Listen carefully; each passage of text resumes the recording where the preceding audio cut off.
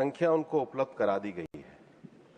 हमारा ये मानना है कि देश के आर्थिक और सामाजिक विकास के साथ साथ प्राकृतिक संरक्षण और वन्य जीवों का संरक्षण, इसका सामंजस्य बनाए रखने के सिद्धांत के आधार पर ही हम ये स्वीकृति देते हैं। और इसलिए आधारभूत संरचनाओं की, रेल मार्ग की जब भी कोई अनुमति दी जाती है तो वह अनुमति वाइल्ड लाइफ मैनेजमेंट प्लान के अंतर्गत और उसके साथ ही जो हमारा वन्यजीव बोर्ड है वो इस बात की मॉनिटरिंग करता है कि उसके मिटिगेशन के क्या उपाय किए गए हैं। हमने देश में लगभग 3,500 किलोमीटर के लगभग रेल मार्गों की पहचान करी है। मैंने अपने उत्तर में भी माननीय सदस्य महोदय को बताया है, उसमें जो क्रिटिकल एरिया है वहां भी हमने पहचान करी है। और इसलिए हमने पीएम गति शक्ति और परिवेश जैसे पोर्टल के माध्यम से भी इन अवरोधों को दूर करने का काम किया है। मैं ये बताना चाहूंगा कि कुछ ऐसे इंफ्रास्ट्रक्चर बने हैं जो इस संबंध में एक दुनिया में वाइल्ड लाइफ कंजर्वेशन के रूप में आदर्श भी रखे जाते हैं। उन्होंने जो पूरक प्रश्न किया है, उन्होंने किया है कि आप कॉन्ट्रैक्ट किसको देते हैं। कॉन्ट्रैक्ट हम नहीं देते, वो मिनिस्ट्री ऑफ जो ट्रांसपोर्ट है वो टेंडर देते हैं, हम परमिशन देते हैं, इसलिए वो हमारे अधिकार में नहीं आता। Shrimati Renuka Chowdhury ji, your second supplementary please. Sir, ये कहने एक बात है और होता कुछ और। Now, the recent reports highlighted that the government, you brought an AI-based wildlife intrusion detective system to some forest area tracts, such as Northeast and other vulnerable zones. It's just 7% you have covered, just 7%. So what about the rest of the 95%, 93% track?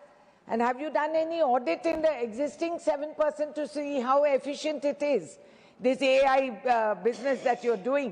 And what is the timeline that you're going to establish that even the humans haven't got the coverage so far as they have been proclaimed by the government? Only 2% has happened in 12 years. So I want to know what is the position in Honorable Minister. जहां तक वन्य क्षेत्रों के देखने की बात है, मैं तो इस बात में ये विश्वास करता हूं कि वन्य जीवों का जो संरक्षण है वो जितना ज़्यादा ग्राउंड पे हमारे रेंजर्स और बाकी लोग घूमते हैं, जितना कम्युनिटी इन्वॉल्वमेंट हम लोग करते हैं और उसके साथ ही साथ जितना ज़्यादा योजनाओं को अच्छे तरीके से चलाते हैं, उसके कारण होता है। मैं उदाहरण के लिए बताना चाहता हूं कि जब रेलवे पे हमारे हाथियों के एक्सीडेंट ज़्यादा हुए तो हमने भारतीय वन्यजीवी संस्थान WII और रेल मंत्रालय के सहयोग से 110 जो संवेदनशील रेल खंड है और 2 टाइगर के जो राज्य हैं उसमें 17 संवेदनशील खंडों की पहचान करी। इनको पहचान करने के बाद प्रोजेक्ट एलिफेंट के अंतर्गत हमने हाथियों के जो मूवमेंट हैं, उनके जो जोखिम हैं, उसको लेकर कई तरह की संरचनाएं खड़ी करी। जहां पर पासिस की जरूरत थी, जहां पर थोड़ा ट्रैक को ऊंचा करने की जरूरत थी, जहां पे पुल बनाने की जरूरत थी, उन सारे कार्यों को हमने किया है। इसको समयबद्ध तरीके से करते हैं, इसलिए जो कैमरे की मॉनिटरिंग के साथ साथ ये जो इंफ्रास्ट्रक्चर सुविधाएं हैं और जो कोऑर्डिनेशन के साथ काम करते हैं, उसको करके कम्युनिटी योगदान के माध्यम से हम इन वन्य जीवों के संरक्षण का कार्य करते हैं। थर्ड सप्लीमेंट्री, श्रीमान गुलाम अली जी।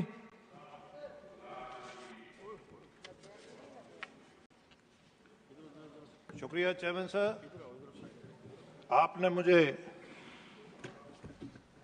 सेकंड सप्लीमेंट्री क्वेश्चन पूछने का अवसर दिया। मैं देश के वजीर-ए-आज़म साहब का बहुत मशकूर हूं कि आफ्टर एब्रोगेशन वहाँ के ट्राइबल्स को, वहाँ के फॉरेस्ट ड्वेलर्स को जो फॉरेस्ट राइट्स एक्ट हैं वो मिले। इसके लिए मैं मिनिस्टर साहब को भी मुबारकबाद दूंगा, इन्होंने भी बड़े माइक्रो लेवल पे काम किया वहाँ।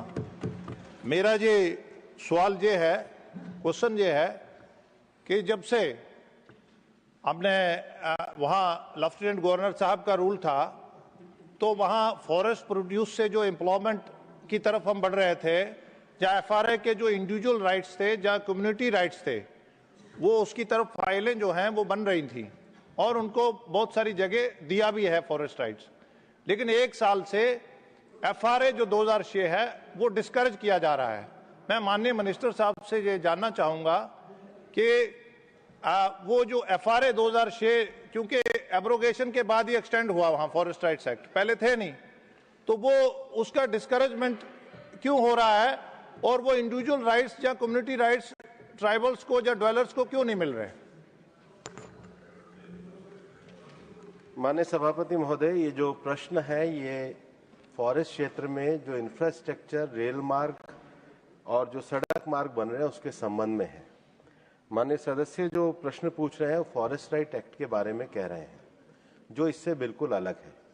लेकिन मैं आपको ये बताना चाहता हूं कि फॉरेस्ट राइट एक्ट 2014 में प्रधानमंत्री नरेंद्र मोदी जी की सरकार में आने के बाद ही जमीनी स्तर पर इंप्लीमेंट किए गए हैं। बाकी लोगों ने कभी इसको जमीनी स्तर पर इंप्लीमेंट नहीं किए गए और सारे पट्टों का सेटलमेंट किया गया है और हम उसके लिए पूरी तरीके से प्रतिबद्ध हैं। प्रश्न के जो विस्तार से जानकारी की बात है, कभी अलग से प्रश्न आएगा तो मैं उसका विस्तार से जवाब दूंगा। श्रीमान सुगंध शेखर राय। Thank you, sir. I have one line preface and one line pointed question to the Honorable Minister. Sir, Supreme Court, by orders dated 10th December 2013 and 2nd September 2014, directed the railways to reduce train speeds in dense forest areas and elephant corridors nationwide. In spite of those orders, 44 elephants in the entire country killed during the past 3 years due to collisions with running trains. My question to the Honorable Minister is, what action has been initiated in how many cases by the government against the erring train drivers and the concerned divisional railway managers? Honorable Minister. माननीय सभापति महोदय, rail के जो विषय में माननीय सदस्य ने प्रश्न किया है उसके जवाब में कहना चाहूंगा कि हमने कुल 3,452 किलोमीटर के 127 रेल खंडों का उसका सर्वे किया है। इसमें जो जानवरों की आवाजाही और उनकी जो मृत्यु के जोखिम हैं उसके आधार पर 14 राज्यों में फैले 77 रेल खंड जो है 1965 किलोमीटर के होते हैं, वहां पर हमने नए उपाय करे हैं। इसमें 503 रैंप ये बनाने का काम किया है, 72 पुलों का विस्तार और उसको मॉडिफिकेशन करने का काम किया है, 39 प्लेस पे बाड़बंदी, बैरिकेडिंग और खाई उसकी संरचनाओं को बनाने का काम किया है, 4 जगहों पे निकासी रैंप बनाने का काम किया है, 65 नए अंडरपास बनाए हैं और 22 ओवरपास बनाए हैं जिनकी कुल संख्या 705 है। ये उदाहरण के तौर पे मैं बताना चाहूंगा कि जो संवेदनशील रेलखंड हैं उसमें जब रेल लाइनों का विस्तार होता है, डबलिंग और ट्रिपलिंग होती है, तो उसमें हम मिटिगेशन के उपाय बताते हैं।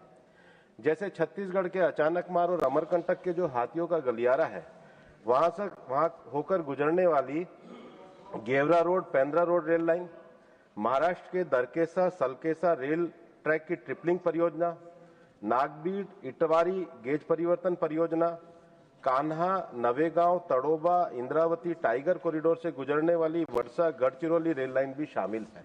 हमने विशेष रूप से ध्यान दिया है। आसाम में भी हाथियों का जो गलियारा है, जो रानी गरभंगा दीपोरबिल को काटने वाले अजारा कामाख्या रेल सेक्शन को 3.5 किलोमीटर की जो संवेदनशील खंड है उसको एलिवेटेड करने का विशेष प्रावधान हमने किया है। मैं यह भी बताना चाहता हूं कि डिस्ट्रीब्यूटेड एकॉस्मेटिक सिस्टम पे आधारित IDS इंस्ट्रक्शन डिटेक्शन सिस्टम को हाथी के आवास क्षेत्रों के संवेदनशील रेल खंडों पे लागू किया जा रहा है। ये उन्होंने यही पूछा है कि रेल के लिए क्या क्या किया है, मैं विस्तार से बता रहा हूँ। Honorable Minister, please address to me, please. और इसलिए जो निर्देश दिए गए हैं उनकी पूरी तरीके से परिपालना की जा रही है। Thank you. Now, fifth supplementary, Shriman Bhuvaneshwar Kalidaji. Thank you, Honorable Chairman, for giving me the opportunity to make supplementary on this main question. My issue is the animal safety on the highways and the railway track. Honorable Minister has already replied to certain steps which has been taken already. My specific question is, sir, the elevated is being proposed, and whether the environment clearance has been given. And my second question is, second part of the question is elevated railway corridor. As we know, the lifeline of railways within Assam is all covered by the railway tracks and the highways. So in case of highways, some concrete action has been taken. I want to know from the Honorable Minister whether environment clearance has been already given. Honorable Minister. माननीय उपसभापति महोदय, जिन specific परियोजनाओं के बारे में मेरे से पूछा गया है, उसकी वस्तुस्थिति स्थिति से मैं सदस्य को लिख करके अवगत कराऊंगा। Question number 122, Shri Pradeep Kumar Verma ji. 22. Honorable Minister. Sir, a statement is laid on the table of the House. First supplementary, Shri Pradeep Kumar Verma ji. डाक विभाग ने डिजिटल एड्रेस इकोसिस्टम की विश्वसनीयता बढ़ाने हेतु एक मानकीकृत, सटीक, जियो कोडेड 10 अंकीय डीजीपिन नाम से अल्फा न्यूमेरिक एड्रेस आइडेंटिफायर प्रणाली के रूप में एक क्रांतिकारी कदम उठाया है। यह प्रणाली 4 मीटर बाई 4 मीटर तक के स्थान की भी पहचान कर विशिष्ट पता कोड प्रदान करती है। मैं माननीय मंत्री महोदय से पूछना चाहता हूं कि हमारे प्रदेश झारखंड के ग्रामीण क्षेत्रों में डिजिटल पता कोड के मानकीकरण की प्रक्रिया किस चरण में है और क्या इसमें स्थानीय पंचायतों की भागीदारी भी सुनिश्चित की गई है?